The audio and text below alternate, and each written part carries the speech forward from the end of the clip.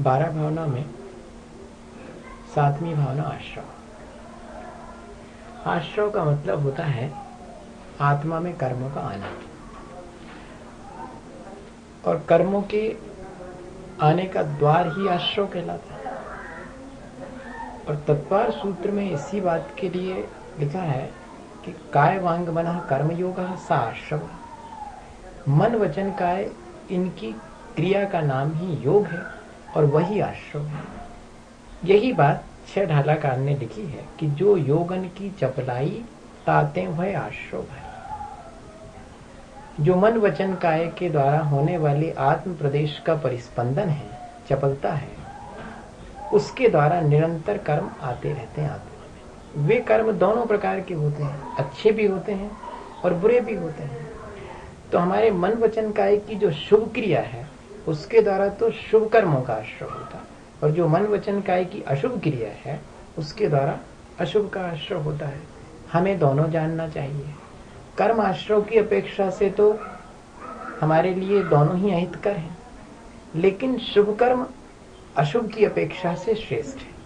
इसलिए जब जीव के निरंतर आश्रय चल रहा है तब उसे इस बात का विचार करना चाहिए कि जब आश्रय निरंतर चल रहा है, मेरे मन वचन काय की कोई भी क्रिया तो मैं करूंगा ही, तब मुझे अशुभ क्रिया से बचना चाहिए और शुभ क्रिया करना चाहिए, ताकि शुभ का आश्रय अधिक हो और अशुभ का आश्रय ना हो। आश्रय का कारण और क्या है, तो एक जगह पर लिखा हुआ है कि मोह नींद के जोर जगवासी घूमे सदा, कर्म चोर चहुओर सर्वस लूटे सुध। मोह नींद की वजह से, जैसे कि किसी व्यक्ति के घर में चोर क्यों आते हैं, अगर वो सो रहा हो तो घुस आते हैं। इसी तरह हम जो है मन वचन काय की क्रिया के द्वारा सो ही तो जाते हैं। मन वचन काय की जो भी क्रिया है वो हमारे आत्मा से विमुख होने पर ही होती है, वही हमारी निद्रा है, वो मोह से प्रेरित है। तो कहते हैं कि मोह रूपी निद्रा ये हमारे लिए आश्रय का कारण बनती है, और आश्रय तो एक जो है वो प्रवाह है। अब उस प्रवाह को पर कैसे अंकुश लगाएं ये बात की बात है, पर उस प्रवाह को जान करके क्यों जानना आवश्यक है आश्रय को, तो कहते हैं आश्रय को जानना इसलिए आवश्यक है ताकि हम उस पर रोक लगा सकें, या कि हम उसे कोई दिशा दे सकें। अगर नहीं रोक पाते हैं तो कम से कम उसको एक दिशा तो दी जा सकती, शुभ रूप भी उसे किया जा सकता, अशुभ भी किया जा सकता। एक चीज और है कि जिन क्षणों में हम शुभ मन वचन काय नहीं रखते हैं, उन क्षणों में मन वचन काय अशुभ ही रहता है और कोई उपाय ही नहीं।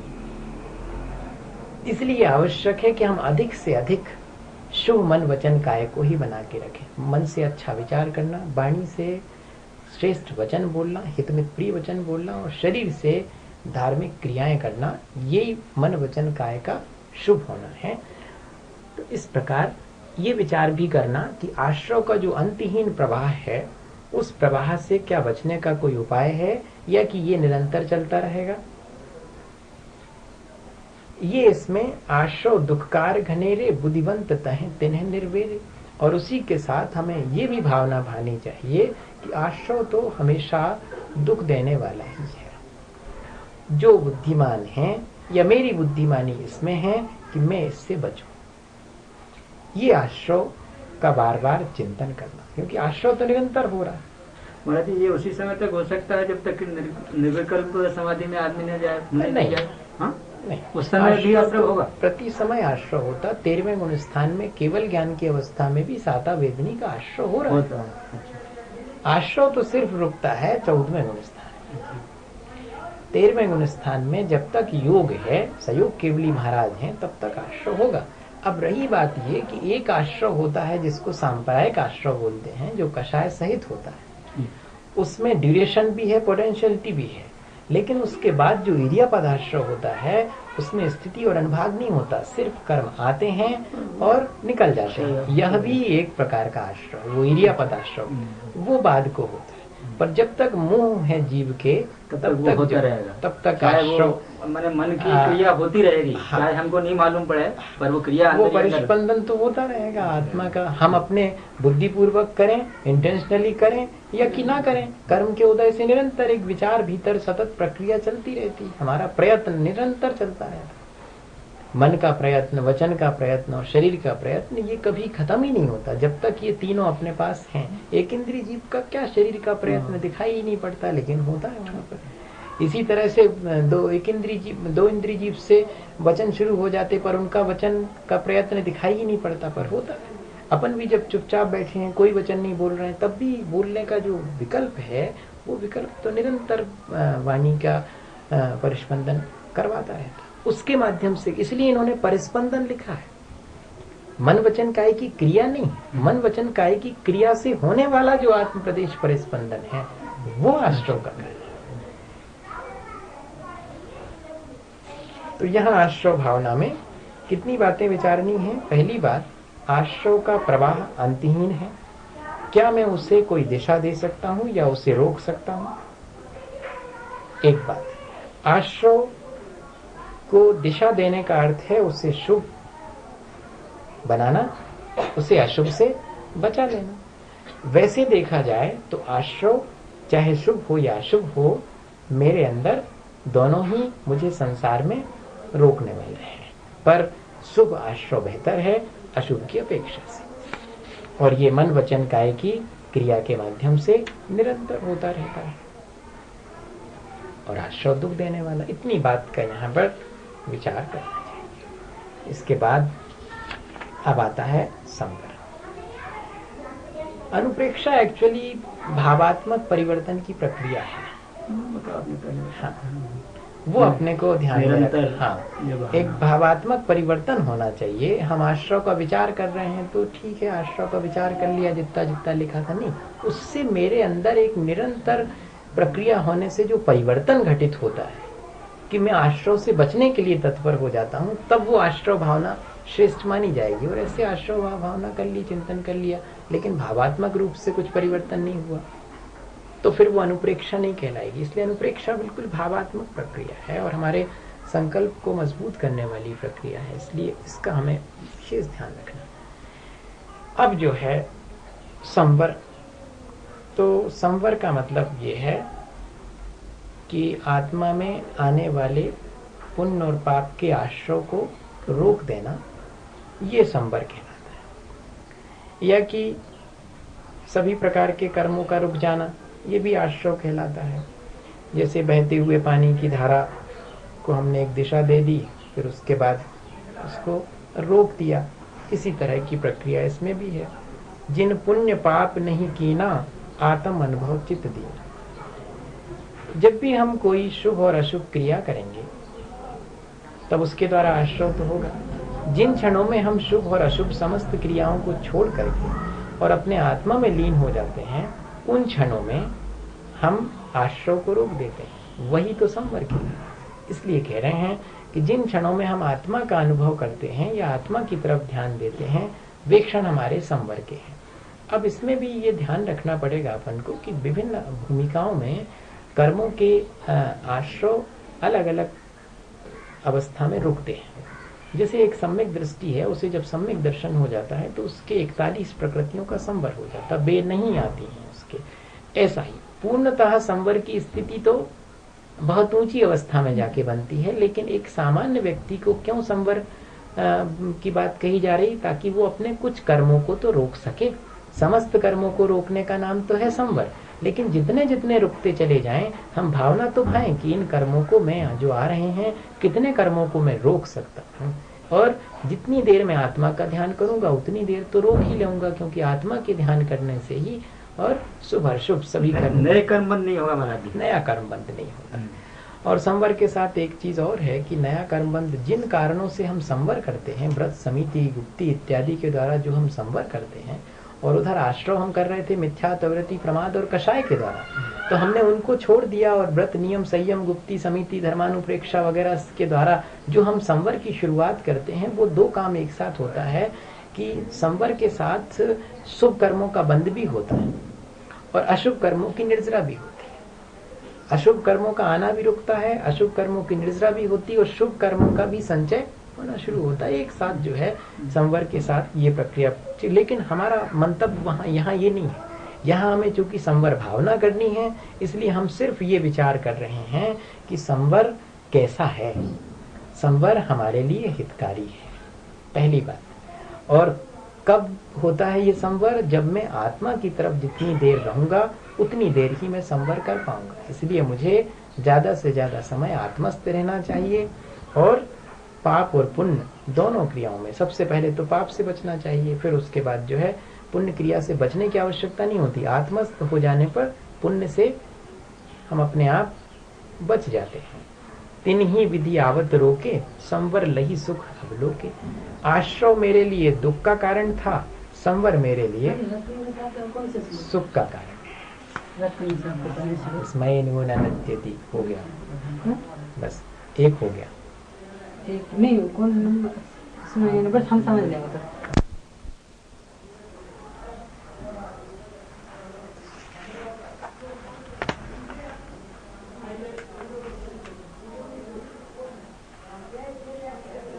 संवर का अर्थ ये नहीं है कि मैं सर्वथा प्रवृत्ति शून्य होकर के निष्क्रिय होकर बैठ जाऊं तो संवर हो जाएगा। नहीं, संवर का अर्थ है प्रवृत्ति और निवृत्ति दोनों के बीच एक समायोजन करना। ठीक ठीक प्रवृत्ति करना और जितनी आवश्यक है उतनी करना, बाकी निवृत्त हो जाना। तो अपना पूरा जो धर्म है वो निवृत्ति मूलक है, संवर निवृत्ति मूलक है। जब हम असमीचीन प्रवृत्ति का निषेध कर देते हैं तो हम उससे निवृत्त हो जाते हैं। हम शुभ प्रवृत्ति, जैसे कि मैं एक उदाहरण दूं कि मैं नहीं बोलूं, एक तो ये है, और मैं हितमित प्रिय बोलूं, तब भी मेरा नहीं बोलने जैसा ही काम है, उसमें भी निवृत्ति है, क्योंकि मैंने पाप वचन नहीं बोले हैं, हितमित प्रिय बोला है, प्रवृत्ति भी की है तो अशुभ से बच करके की है, इसलिए वह प्रवृत्ति भी जो है संवर का कारण बनती है। निवृत्ति तो संवर का कारण है ही, लेकिन प्रवृत्ति भी संवर का कारण बन जाती है। इसलिए संवर का अर्थ इतना ही नहीं है कि सर्वथा प्रवृत्ति शून्य होकर के कोई बैठा रहे, निष्क्रिय, नेगेटिव प्रवृत्ति भी एक चीज। दूसरी बात और ये आपने को ध्यान में रखने की है कि संवर कब होगा? जबकि मैं कर्मों के फल में समता रखूंगा, तभी संवर होगा। अर्थात नए कर्म बंधने की प्रक्रिया कब चलती है? जबकि मैं कर्म के उदय में संक्लेश या कि अहंकार कर लेता, तब नए कर्मों का आश्रय होता है। मैं संवर करने के लिए फर्ज मेरा ये है कि जो कर्म का उदय आए उसमें अधिक से अधिक मैं समता रखूं, हर्ष और विषाद दोनों ना करूं, तब मुझे संवर होगा। ये मुझे विचार करना चाहिए जबकि मैं संवर अनुप्रेक्षा कर रहा हूं। और दूसरी बात यह है कि ऋण तभी चुकता है जब आय से व्यय कम हो। संवर भावना हमें इस बात के लिए इशारा करती है कि हम अपने अंदर कर्मों का संचय अगर अधिक करते रहेंगे और निर्जरा हमारी कम होगी तो संचित द्रव्य अधिक हो जाने से हमारा संसार कभी नष्ट नहीं होगा। संवर हमें इस बात की सलाह देता है कि आने वाले कर्मों का रेशियो और जाने वाले कर्मों का रेशियो जो है वो प्रॉपर हो, आने वाले कम आए और जाने का क्रम ज्यादा हो। संवर इस बात के लिए इशारा करता है। इस प्रकार ये संवर अनुप्रेक्षा जो है वो हमारे संचय को कम करने की बात सिखाती है।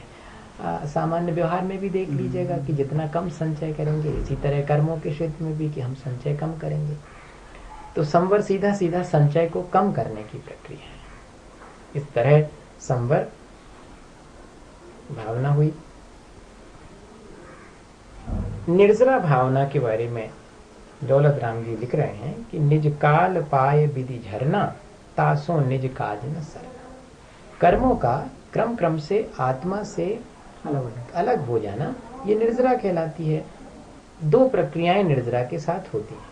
एक तो कर्म अपना समय पूरा होने पर फल दे करके आपो आप नष्ट हो जाते हैं, वह सविपाक निर्जरा कहलाती है। तो कह रहे हैं कि निज काल पाए विधि झरना, विधि मतलब कर्म, अपना समय पाकर के अपना फल दे करके कर्मों का खिर जाना, इससे हमारा काम पूरा नहीं होने पाएगा। लेकिन अगर हम उन कर्मों को जो हमारे साथ बंधे हुए हैं निर्जरित करना चाहें तपस्या के माध्यम से समय से पहले, तो हम अपना काम आसानी से कर पाएंगे, हमारा डीके फास्ट होगा। तो वही बात इसमें हमें दोनों चीजें जानना चाहिए निर्जरा के बारे में कि कर्म अपना फल दे करके स्वयं नष्ट हो जाता है, वह भी एक निर्जरा है। वो तो प्राणी मात्र के लिए निरंतर चलती रहती है। मुझे यहाँ पर जिस निर्जरा की भावना भानी है वो तब से होने वाली निर्जरा है जिससे कि मेरा संचित द्रव्य समय से पहले मैं उसे नष्ट कर सकूं। ये आवश्यक है। जिन माध्यमों से संवर होता उनसे निर्जरा तो होती ही है, लेकिन तप के द्वारा तो जो इंद्रिय विजय या कि कामनाओं पर विजय है जिसको तपस्या कहते हैं, उस तपस्या के द्वारा ही कर्म निर्जरा होती है। इसलिए इंद्रिय और मन का सतर्क होकर के सदुपयोग करने से मुझे लाभ मिलेगा, ये मेरे भीतर एक धारणा बननी चाहिए। मैं इंद्रिय और मन का ठीक ठीक उपयोग नहीं करूंगा तो मेरे कर्मों का संचय ज्यादा होगा और डीके कम होगा। अगर मैं इंद्रिय और मन का नियंत्रित उपयोग करता हूं तो संचय भी कम होगा और कर्मों की निर्जरा अधिक होगी, यानी संवर और निर्जरा दोनों होती हैं तप के द्वारा। ये बात हमें विशेष रूप से ध्यान में रखनी चाहिए। और दूसरी बात यह है कि इंद्रिय और मन ये हमारे साधन है निर्जरा के लिए। अक्सर व्यक्ति इंद्रिय और मन के साथ ज्यादती करता है, तो यहाँ ये कह रहे हैं या तो उन्हें निस्तेज बना देता है। आंख फोड़ लेने से थोड़ी निर्जरा होती है, आंख का ठीक ठीक उपयोग करना। इन्होंने एक बहुत अच्छा उदाहरण दिया है कि क्षमता बुरी नहीं होती, क्षमता का सदुपयोग नहीं कर पाना ही उसका बुरा होना कहलाएगा। जैसे मरियल घोड़ा है, वो किसी काम का नहीं होता, लेकिन जरा बलवान घोड़ा हो तो उसी से हम काम ले सकते। कैसे इसी तरह इंद्रियां हैं, मरियल हो जाएंगी तो उनसे हमारा कोई लाभ नहीं होने वाला। इंद्रियां सतेज रहे, मन भी हमारा बहुत सतेज रहे, लेकिन उसका सदुपयोग करें। वो जो क्षमता हमें प्राप्त हुई है, तो इंद्रिय और मन की क्षमता का सदुपयोग करना ये निर्जरा के लिए आवश्यक है। सामान्यतः हम लोग यही विचार करते हैं कि इंद्रिय और मन को मार देना। मार देने का मतलब क्या, उन्हें नष्ट कर देना? नहीं, उनकी अनियंत्रित प्रवृत्ति को नष्ट कर देना, उन्हें एक नियंत्रण देना, उन्हें एक अनुशासन देना। इस तरह ये मुख्य तो तप ही निर्जरा के लिए कारण है। और तप तो समता भी तप है, इंद्रिय विजय भी तप है, या कि मन का नियंत्रण भी तप है, इच्छा का निरोध जिसको अपन कहते हैं वही तप है, इच्छा निरोधा तपा। इस तरह तप के माध्यम से हम निर्जरा आसानी से कर सकते हैं। और निर्जरा दो प्रकार की होती है, एक सामान्य रूप से निरंतर होने वाली और एक तप के द्वारा होने वाली। ये विचार मुझे करना चाहिए कि निरंतर होने वाली निर्जरा से मेरा काम नहीं बनेगा, तप के द्वारा होने वाली निर्जरा से मैं क्या प्राप्त करूंगा? तो संवर और निर्जरा दोनों ही मुझे मोक्ष प्राप्ति के साधन है। सोई शिव सुख दर्शावे, अर्थात निरंतर संवर पूर्वक निर्जरा करने से ही व्यक्ति मोक्ष की प्राप्ति करता है। संवर पूर्वक निर्जरा तपस्या से ही होती है।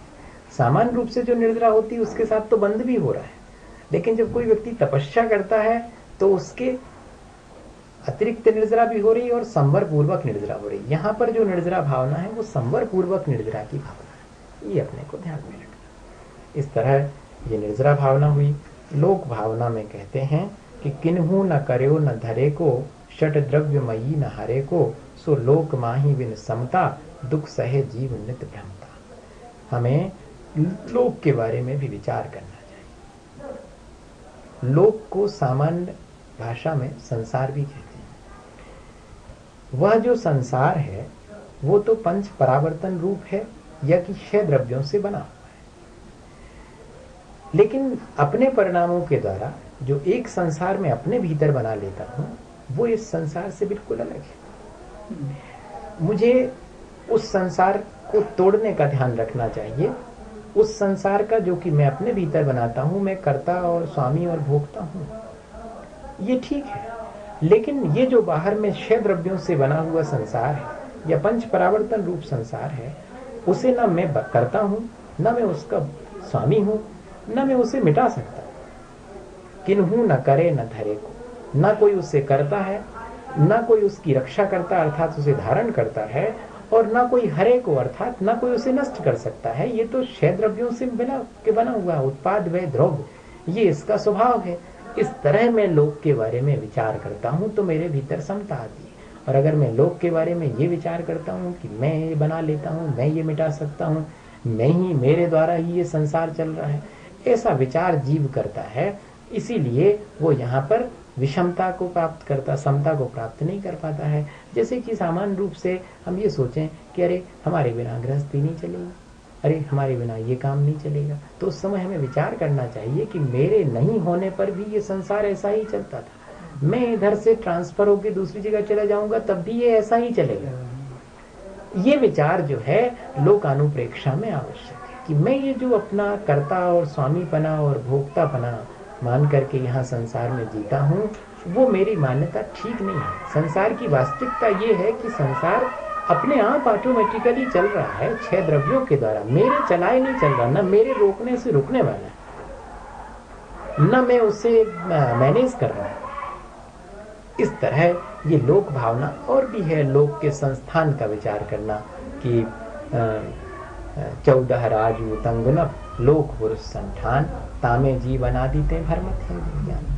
मैं इस संसार में क्यों भ्रमण कर रहा हूँ? मैं अपनी अज्ञानता से भ्रमण कर रहा हूँ। सभी जीव यहाँ अपनी अज्ञानता से भ्रमण करते हैं। और ये 14 राजू ऊंचा है, 7 राजू मोटा है, और ऊर्ध्वलोक, मध्यलोक और अधोलोक ऐसे 3 विभागों में बटा हुआ है। और अधोलोक में नारकी जीव रहते हैं, मध्यलोक में तिर्यंच और मनुष्य रहते हैं, ऊर्ध्वलोक में स्वर्ग हैं और वहाँ देवलोक रहते हैं। इस तरह से ऐसा भी लोक का विचार करना, वो भी किया जा सकता, वो सब भी जो है लोकानुप्रेक्षा कहलाएगी। पर मुख्य विचार ये है उसमें कि इस लोक में अपनी अज्ञानता की वजह से जीव भ्रमण करता है। संसार अनुप्रेक्षा और लोकानुप्रेक्षा में फर्क कितना है, ये हमें ध्यान देना चाहिए। संसार अनुप्रेक्षा में अपन ने क्या विचार किया था कि चहुगति दुख जीव भरे हैं, परिवर्तन पंच सहे हैं, सो लोक चहुगति दुख जीव भरे हैं, परिवर्तन पंच करे हैं, सब विधि संसार असारा या में सुख ना ही लगा। मैं वहां पर एक अपना संसार निर्मित करता हूं और उसमें सुख पाने की कोशिश करता हूं, जबकि यहाँ पर चारों गतियां जिनको की आवागमन का नाम वहां संसार है। इसलिए हमने यहाँ पर कहा कि ये लोक और संसार में इतना ही फर्क है कि लोक तो 6 द्रव्यों से मिलके बना और वो जो संसार है वो मेरे अपने परिणामों से निर्मित हुआ है। तो मुझे जो है संसार अनुप्रेक्षा भाते समय ये कि मैं अपने परिणामों से जो एक संसार बना लेता हूँ, वो संसार मुझे सिवाय दुख के और कुछ नहीं देता, उसमें कोई सारभूत चीज नहीं है। और ये जो लोक है, इस लोक में तो अगर मैं अपनी अज्ञानता छोड़ दूं तो ये लोक मुझे समता पूर्वक अगर मैं इसमें रहूं, कर्ता भोक्ता ना बनूं, तो ये लोक मुझे कोई डिस्टर्ब नहीं करने वाला है। मेरा संसार मुझे नष्ट करना चाहिए, ये लोक को मैं ना नष्ट कर सकता हूँ ना मैं बना सकता हूँ। इस तरह का लोक अनुप्रेक्षा और संसार अनुप्रेक्षा में थोड़ा सा अपने को फर्क करना चाहिए। और एक चीज और है जो इसमें विशेष अपने को जानने की है कि पुरुषाकार है ये लोक। तो पूरे पुरुषाकार लोक के प्रति अगर हम एक आत्मीय भाव रखें, अब पूरा लोक हमारे अंदर है, इस तरह क्यों ना विचार करें, क्योंकि मेरे ही आकार का 3 लोक है। जब सारा संसार मेरे ही भीतर है, सारा लोक मेरे भीतर है, तो मैं उस पूरे लोक के साथ आत्मीयता रखूं, तब ये लोक भावना कहलाएगी। उस प्राणी मात्र के प्रति जो मैत्री का भाव है वो लोक भाव।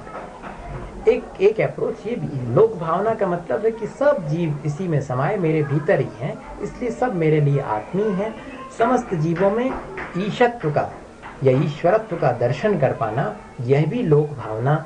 इतनी उदार वृत्ति इस लोक भावना में। लोक भावना एक तरह से अर्जुन के द्वारा को दिखाया गया कृष्ण का विराट दर्शन ही है। वो विराट दर्शन एक व्यक्ति के भीतर पूरी सृष्टि।